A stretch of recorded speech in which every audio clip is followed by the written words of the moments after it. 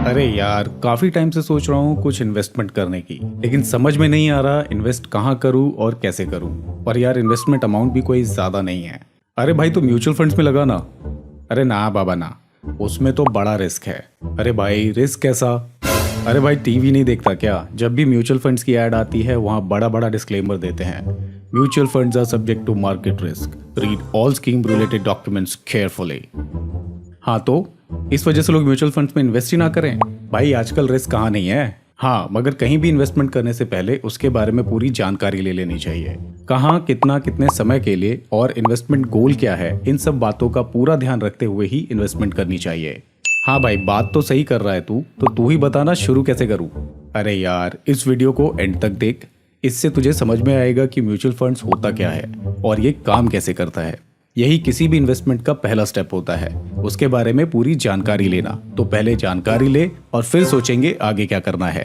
तो हेलो दोस्तों, नमस्ते and welcome back to my channel. तो गाइज, इन दोनों की बातचीत सुन के आपको ये तो समझ में आ ही गया होगा कि आज की ये जो वीडियो है वो म्यूचुअल फंड्स के बारे में होने वाली है। तो गाइज, सबसे पहले हम लोग ये समझते हैं कि म्यूचुअल फंड्स आखिर है क्या और ये काम कैसे करता है। So guys, mutual fund investment का एक ऐसा मीडियम है जहां पे कई सारे इन्वेस्टर्स मिलके अपना पैसा एएमसीज यानी कि एसेट मैनेजमेंट कंपनीज में जमा करते हैं और जमा करके एक फंड बनाते हैं। और वो जो एसेट मैनेजमेंट कंपनीज होती है वो इन्वेस्टर्स का पैसा अलग अलग एरियाज जैसे कि stocks, bonds, golds and other securities में इन्वेस्ट करती हैं। एंड एक टाइम पीरियड के बाद जो भी रिटर्न आता है उस इन्वेस्टमेंट का, उस रिटर्न को जितने भी इन्वेस्टर्स होते हैं उनके इन्वेस्टमेंट रेशियो के हिसाब से उनमें बांट दिया जाता है। सो गाइज, म्यूचुअल फंड्स में आखिर इन्वेस्ट करना क्यों चाहिए, उसका बेनिफिट क्या है, तो उसके लिए हमें सबसे पहले म्यूचुअल फंड के एडवांटेजेस को समझना पड़ेगा। तो आइए जानते हैं इसके सबसे इंपॉर्टेंट और पहले एडवांटेज को, that is the diversification. So guys, जैसा कि हमने अभी अभी समझा कि म्यूचुअल फंड्स के अंदर कई सारे इन्वेस्टर्स मिलकर एक फंड क्रिएट करते हैं और उस क्रिएटेड फंड को मार्केट में अलग अलग एरियाज में इन्वेस्ट किया जाता है।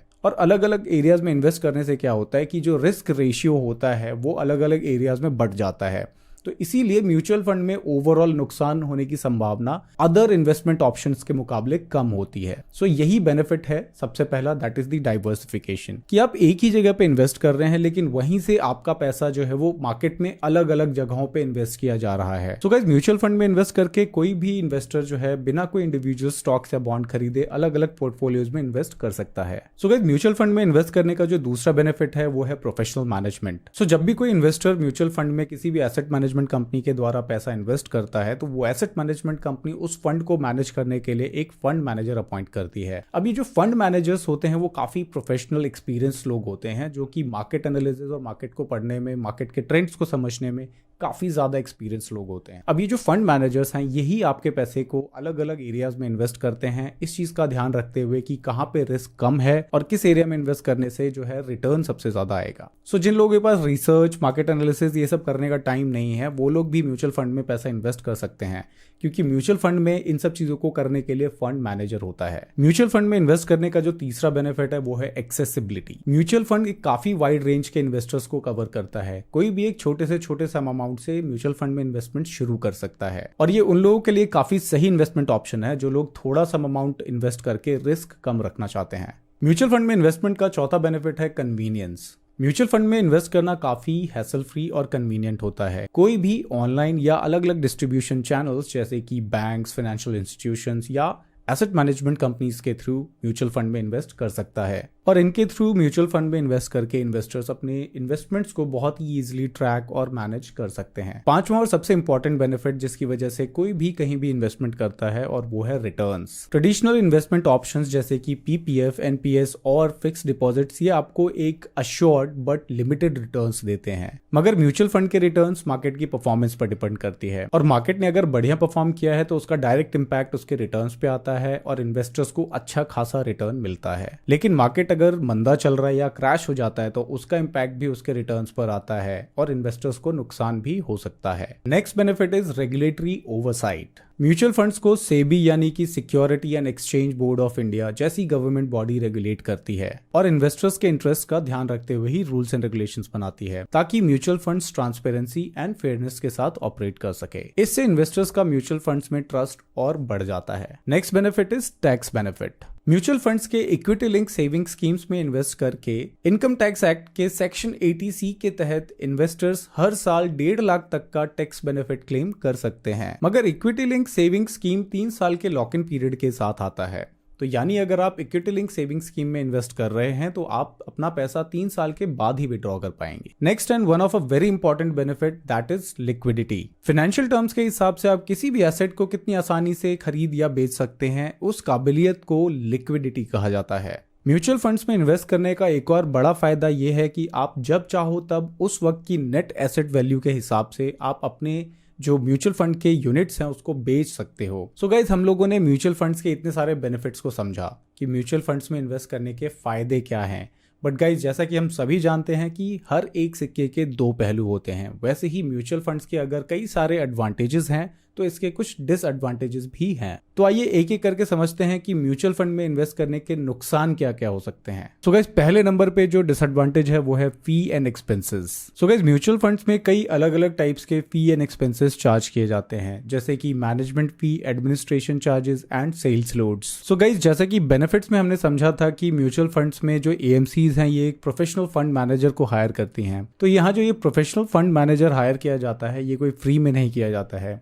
इसकी जो सैलरीज होती है वो इन्वेस्टर्स के पैसे से ही जाती है। सो गाइज, ये सारे जो चार्जेस हैं और ये एक्सपेंसेस हैं ये आपके ओवरऑल रिटर्न्स को कम कर देते हैं। सो गाइज, जरूरी है कि म्यूचुअल फंड में इन्वेस्ट करने से पहले उससे related documents, fee and expenses के बारे में जरूर समझ लें, उसके बाद ही कोई भी इन्वेस्टमेंट करें। म्यूचुअल फंड में इन्वेस्टमेंट का दूसरा जो डिसएडवांटेज है वो है lack of control. So guys, mutual funds में एएमसीज द्वारा फंड मैनेजर हायर किया जाता है जो कि आपके इन्वेस्टमेंट रिलेटेड सारे डिसीजंस लेता है कि आपका फंड कहां पे किस किस एरियाज में इन्वेस्ट किया जाएगा, और इन इन्वेस्टमेंट डिसीजन मेकिंग्स में आपका कोई भी कंट्रोल नहीं होता। म्यूचुअल फंड में इन्वेस्ट करने से आप ये सारे पावर्स आप उस फंड मैनेजर को दे देते हैं जो कि आपके बिहाफ पर ये सारे इन्वेस्टमेंट डिसीजन मेकिंग्स लेता है। सो म्यूचुअल फंड्स में इन्वेस्ट करने के बाद आपको कितना रिटर्न मिलेगा ये टोटली डिपेंड करता है आपके फंड मैनेजर के डिसीजन मेकिंग पे। इसका मतलब है कि इन्वेस्टर्स के लगाए गए पैसे से जो भी खरीदा या बेचा जा रहा है उसमें इन्वेस्टर्स का कोई भी कंट्रोल नहीं। Third disadvantage is over diversification. So guys, benefits वाले सेक्शन में जो सबसे पहला एंड इंपॉर्टेंट बेनिफिट हमने पढ़ा था दैट वाज डाइवर्सिफिकेशन, एंड कहीं ना कहीं यही एक रीजन है, डाइवर्सिफिकेशन इज द रीजन